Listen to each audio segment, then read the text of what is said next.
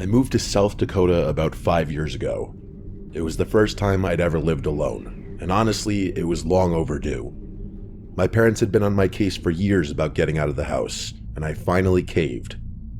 I'm not exactly a social butterfly, so the idea of living somewhere secluded actually appealed to me. The house I found was in one of the snowier parts of the state, tucked away on a stretch of land where the nearest neighbor was a solid walk away. That was fine by me. For the most part, that's exactly what I got.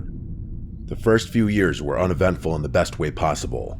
I kept to myself, went to work, came home, and didn't bother anyone. I never introduced myself to any of the neighbors, partly because I'm just not that kind of person, and partly because there wasn't much of a compelling reason to do so. The houses out there are so spread apart that you could go weeks without seeing another soul. Everything changed one afternoon in early February. I was at work when the snow started coming down. At first, it was nothing unusual, but within an hour, it had escalated into something else entirely. The wind picked up, visibility dropped to almost nothing, and the roads started getting dangerous. My boss eventually told everyone to head home before conditions got any worse. I drive a lifted truck, so I wasn't too worried about making it back. I've driven through plenty of bad weather before, and the truck has always handled it well. Still, there were certain sections of the drive that had me a little concerned. By the time I finally pulled into my driveway, I was just relieved to be home, but when I went to unlock my front door, I realized it was frozen solid. I stood there for a second, processing what was happening, then tried again, but it wouldn't budge. I didn't have a lighter on me or anything else that could generate enough heat to thaw the mechanism. I tried breathing on it, cupping my hands around it, even banging on it a few times out of frustration. None of it worked. I walked back to my truck and sat there, not sure what to do. The heater was blasting, and I told myself I'd just wait out the storm. Maybe it would die down in an hour or two and I could figure something out. But as I sat there watching through the windshield, the snow only seemed to fall harder. After maybe 10 minutes, I realized I was making a mistake. The longer I waited, the worse things were going to get. My truck was already half buried, and even with the lift, I doubted I'd be able to get back out of the driveway. So now, driving wasn't even an option anymore. I didn't have anyone to call. I didn't know any of my neighbors, and my parents were hours away. I tried to drive the truck out of there, but like I suspected, it was stuck. My only real option was to walk to one of the neighboring houses and ask for help. I hated the idea of it, showing up at some stranger's door asking them to take me in, but I didn't have another choice. Staying in my truck all night wasn't going to work. The gas would eventually run out, and then I'd be sitting in a freezing metal box in the middle of a blizzard. The closest house was still pretty far away, probably a quarter mile or so. By the time I reached it, I was shivering uncontrollably. It was a tiny one-story house, and even through the blowing snow, I could tell it was in rough shape. I knocked on the front door as loud as I could. I waited for a good minute, and was just about to turn away and try the next house, when the door swung open so violently, I actually took a step back. The man standing there looked around 50 years old, with a very nondescript face. He looked at me for a second without saying anything, then introduced himself as Joe. I explained my situation and he nodded slowly, stepping aside to let me in. I should have felt relieved, but something about him felt off from the start. It was hard to pinpoint at first. The house was warm, which was all I really cared about in the moment. He offered me a seat on the couch and sat across from me in a worn-out armchair. We made small talk for a few minutes, or at least I tried to. He answered my questions, but his attention seemed to be somewhere else entirely. His eyes kept darting around the room, from me to the floor to the ceiling to somewhere over his shoulder. It was like he couldn't focus on any one thing for more than a few seconds. At first, I thought maybe he was just nervous about having a stranger in his house. That would have been understandable. But the longer we sat there, the more unsettled I became. He couldn't focus on the conversation either. He'd be mid-sentence and then just trail off, staring at a spot in the wall like he was looking through it. I decided I wanted as little interaction with this guy as possible. I told him I was exhausted and asked if I could just get some sleep. He seemed almost relieved by the suggestion and pointed to the couch, saying I could crash there for the night. I asked if we could turn out the light, and he flicked off the lamp without argument. But he didn't leave. He just stood there in the doorway for what felt like a full minute, not saying anything, not even moving. I lay on the couch with my eyes half closed, trying to look like I was already drifting off. Eventually, after this long, uncomfortable pause, he finally receded down the hallway toward what I assumed was his bedroom. I really did try to sleep. I was exhausted, and the couch was actually more comfortable than I expected. But I couldn't shake the feeling that something was deeply wrong. Every time I closed my eyes, I started to drift off and then jolt awake, convinced I heard something. About an hour in, I actually did start hearing things. It took me a few seconds to realize that the thumping and scraping sounds were coming from above me. At first, I told myself it was just snow shifting on the roof. That happens all the time in heavy storms. But these sounds were different, somehow. That didn't make any sense, though. The house was one story. There was no upstairs floor for anyone to be walking around on. I lay there, staring at the ceiling, trying to convince myself there was a rational explanation. The sounds continued for several minutes, sporadic but persistent. And then, without warning, there was a thump that was considerably louder than all the previous ones. It was so sudden and so forceful that I shot upright on the couch, and as soon as I sat up, I saw him. Joe was standing in the doorway again. He must have been there for a while, just watching me in the dark, because I hadn't heard him come back. My skin started feeling itchy. I opened my mouth to say something, but before I could get a word out, he literally charged at me. He jumped over the back of the couch and tackled me to the floor. The next few seconds were pure chaos. We rolled around on the carpet, and I realized he was trying to put me in a chokehold. He was stronger than he looked, and for a moment, I thought I wasn't going to be able to get him off. I kept resisting, and he started yelling. He screamed at me to stop fighting. He kept referencing this her, like I was supposed to know what he was talking about. He said she was lonely, and something about how she would find me good company. I wasn't thinking about that, though. I was fighting for my life. I finally managed to get enough leverage to shove him off me. I scrambled to my feet, grabbed my coat, and ran for the front door. I didn't even put my coat on. I was too terrified to waste any more time. Behind me, I heard that crazy fuck scream something. I'm pretty sure he said, "She's not gonna be happy," or some insane shit along those lines. I ran and didn't stop until I reached the next house. The family who answered the door were normal people, a husband and wife from the looks of it. They took one look at me and pulled me inside without asking questions. I slept on their couch that night. The next morning, I woke up to the wife, who introduced herself as Kathy. She was making everyone coffee. The three of us sat at the kitchen table, and I told them what happened. As soon as I described the house, the husband, whose name was Brandon, interrupted me. He asked if it was Joe. I said yes, and he just nodded, like he wasn't surprised at all. He told me that Joe had been a problem in the area for years, but then he told me something that gave my skin that itchy feeling again. About a decade earlier, Joe's wife had disappeared. There was never any official investigation. Nothing was ever proven, but most people in the area suspected he killed her. The body was never found. I immediately connected the dots, but kept my mouth shut for whatever reason. I still have no idea why I didn't speak up. I did end up reporting my experience to the police, but I don't think they ever did anything to deal with it. The scariest part is that I still live in the same house 3 years later. Nothing has happened since that night in the blizzard, but I'd be lying if I said I don't get a weird feeling every time I drive past Joe's house. The one silver lining to all of this is that I got close with the family who took me in that night, but I always get a weird feeling every time I go over there, because it reminds me of Joe and whatever god-awful thing he's done to his wife.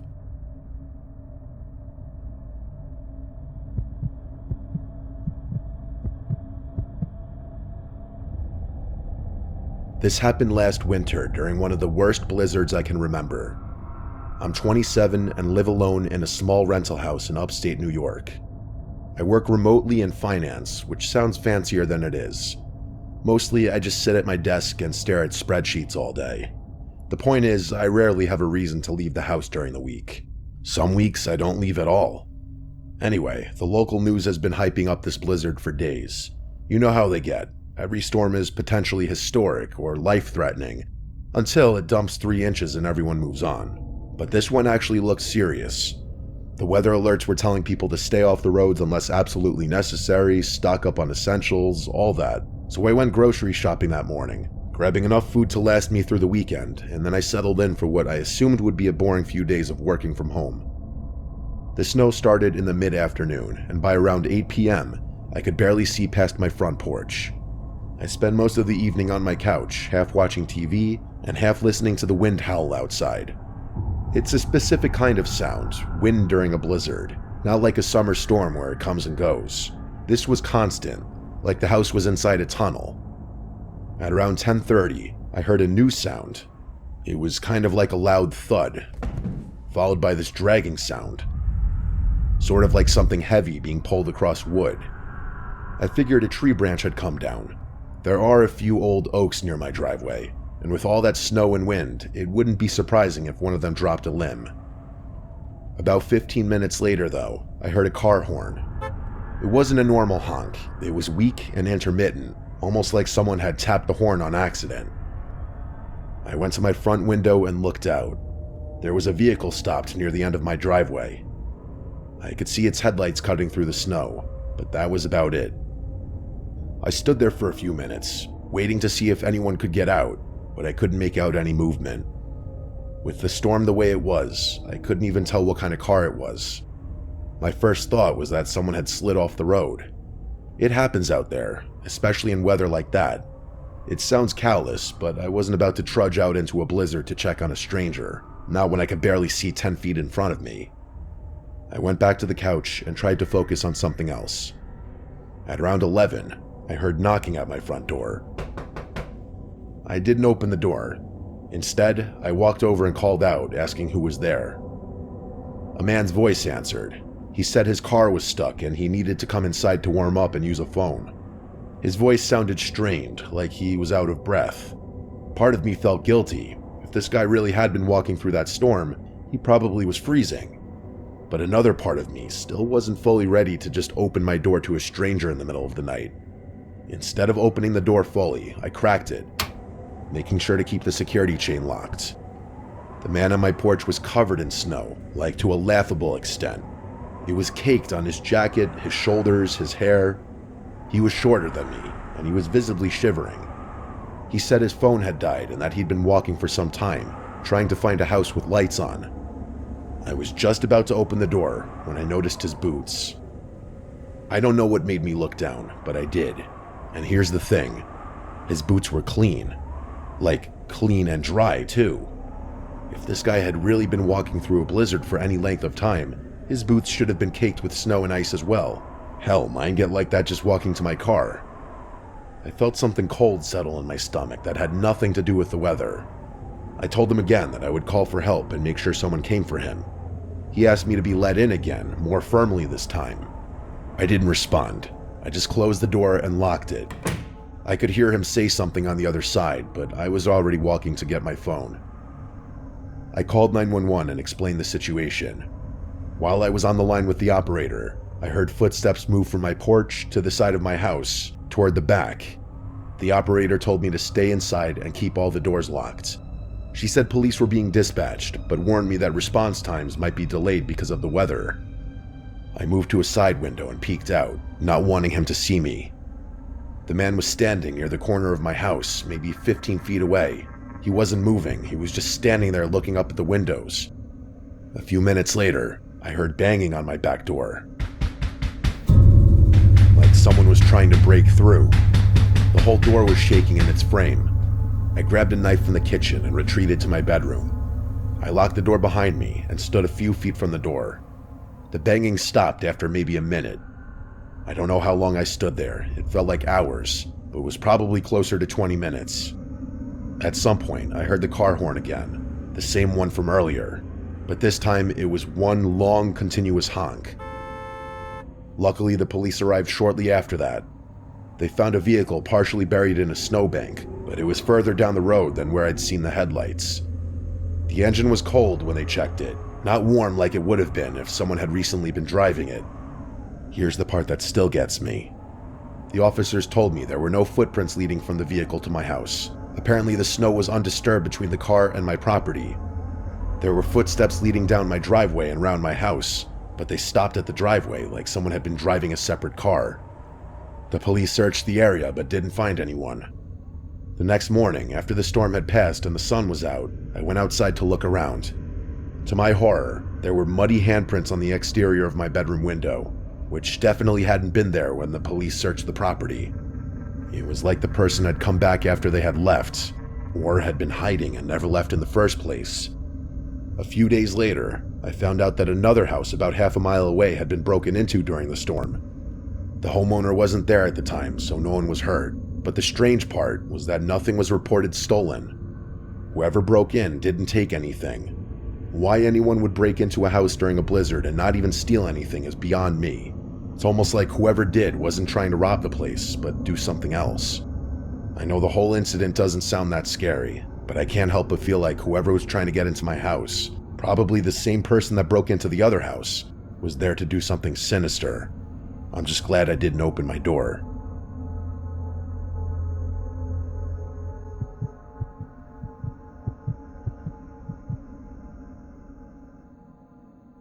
This happened several years ago now. I have told maybe 3 people about it: my wife, my brother, and one close friend who I knew wouldn't think I was losing my mind. I'm telling it here because I still don't have an explanation, and at this point, I've accepted that I probably never will. I'm 34, and I live in British Columbia.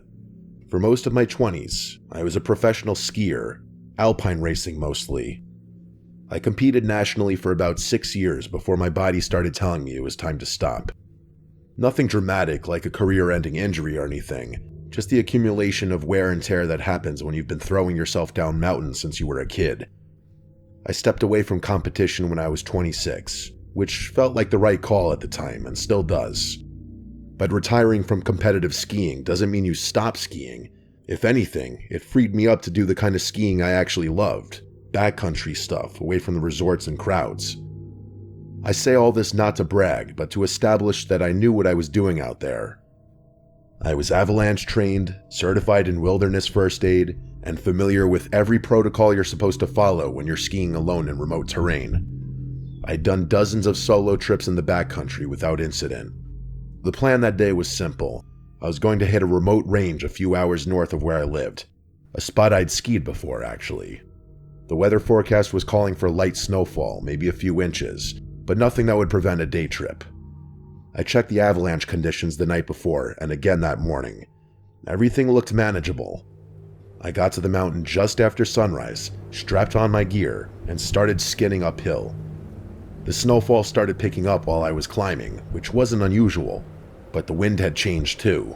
It was coming from a different direction than the forecast had predicted, and it was stronger than it should have been. Visibility was also dropping much faster than I was comfortable with. The smart move would have been to just turn around immediately, but I was already at the top of a line I'd been looking forward to all week. I told myself just one run and then I'd call it early. I've replayed that decision 1,000 times since then, and before you say it, yes, I know it was stupid. I know experienced people die all the time in the backcountry because they make exactly the kind of call I made that day. I knew it then too, but I did it anyway. The descent started fine. The pitch was manageable, and I was skiing conservatively just to be extra safe. About 2/3 of the way down the mountain, though, the worst possible thing happened. If you've never been caught in an avalanche, it's hard to describe how fast it happens. 1 second you're in control, the next you're just not. It's not the same thing as wiping out or even catching an edge. The snow moves, and you have no choice but to move with it. I got lucky. The avalanche wasn't big, probably a class 2. Which was enough to knock me off my skis, but not enough to bury me. I tumbled maybe 30 or 40 yards before I slammed into something solid. Slammed as in instant deceleration. I don't even know what it was, rocks probably, or maybe a tree buried under the snowpack, but all I remember in that moment was the feeling in my left leg. I remember just lying there, trying to convince myself everything was alright, but it wasn't. My skis had released, that was good. That's what they were supposed to do, but one of them had tumbled further downhill, and I had no idea where it ended up. I tried to stand and immediately collapsed. The pain in my leg was unimaginable. I can't even begin to describe it. I managed to get myself into a sitting position and took stock of the situation. The snow was still seemingly getting worse too, which meant I was likely in the opening moments of a blizzard. But the worst part was obviously my leg. I couldn't put much weight on it. which meant I couldn't ski out even if I found my other ski. My options were limited. I had 3 choices. 2 of them were suicide, and the third wasn't much better. I could stay where I was and hope someone came looking for me, but only one person knew where I was that day, and he wouldn't have assumed something was wrong for at least a few hours. I could try to dig and wait out the storm, but I didn't have the supplies for an overnight and the temperature was dropping. Or I could start moving, painfully and slowly, to try and cover as much ground as possible before conditions got even worse. I chose to move. It's not like I had much of a choice. I secured what was left of my gear and started limping downhill, using the one pole that was miraculously still in my hand as a makeshift crutch. Every step sent pain shooting through my leg, but I had to keep moving. As for the snow, my prediction turned out to be correct. It only got worse, and at that point it was falling so heavily that I could barely see. I was ignoring the pain in my leg, focusing on moving as fast as I could and wondering whether I was going to die out there, when I heard something behind me. At first, I thought the adrenaline was finally getting to my head and overwhelming my brain. That was genuinely my first thought, that I was becoming delirious in my final moments before passing out. But I turned around anyway, and what I saw confirmed that I was hallucinating. There was another skier moving downhill toward me. I can't describe it, but seeing him emerging from the snow filled me with an emotion that has no word. I was skeptical as to whether what I was seeing was even real, simultaneously relieved and terrified that there was another person out there, and something else. It was fear, but for what, I didn't know. He reached me within a few minutes. He was alone and backcountry equipped like me. He pulled off his helmet to readjust his goggles and asked if I was hurt, and I told him what happened. Without wasting a second, he moved up to my side and let me put my arm around his shoulder. We started moving together. Like I said before, I felt something that I couldn't explain. There was something beyond the adrenaline, pain, relief, and confusion. It didn't feel like a normal interaction. It felt like he hadn't stumbled upon me by accident, as crazy as that sounds. We talked about the basic stuff, most of which I don't remember, but there was one thing he said that stayed with me for whatever reason. He told me he hadn't used his legs in a long time, and it was nice to get back on solid ground. I didn't really know what he meant by that. I assumed he was talking in some ski jargon I didn't know. I laughed and we kept going. At one point, I had to stop. I remember this exact moment like it was yesterday. I leaned against a tree and closed my eyes for literally 4 seconds, and when I opened them, he was gone. There was no one there, but unless he buried himself in the snow, there was really nowhere for anyone to go either. I yelled for him, what else was I gonna do? But no one called back. I started looking at the snow in the immediate area, thinking maybe he had gotten buried. Nothing. It gets worse though. There were no tracks in the snow other than my own. I started freaking out. He'd been right there, right next to me, supporting half my weight for what must have been like an hour, but there was nothing. I started feeling dizzy, like someone had just punched me in the gut, and the feeling I had been feeling earlier came back. The rational part of my brain was insisting there had to be an explanation. Could I have been more disoriented than I thought? Maybe the snow had filled in his tracks faster than mine. Or maybe I had hallucinated the whole thing. Maybe I was already dead. I didn't have time to figure it out. The storm wasn't going to wait for me to process what had happened. I don't know how I made it back to my car. The last mile or so was such a blur. Just pain and cold and the stubborn refusal to stop moving. But I did eventually make it. I drove myself to the hospital and finally got some good news. The doctor told me my leg was severely sprained but not broken. They told me I got incredibly lucky. Fast forward to a few days later and I'm still recovering at home, but I can't stop thinking about one thing. That other skier, where he'd come from, where he'd gone, why there hadn't been any tracks. I kept telling myself I'd figure it out eventually, but I think that was mostly wish casting. I was combing through some local skier-centric website, something I do often, and that's when I stumbled upon something terrifying. It was a story about a fatal backcountry skiing incident, a man who'd been lost in a storm a few weeks prior. It had happened on the same mountain range, and authorities hadn't been able to find a body.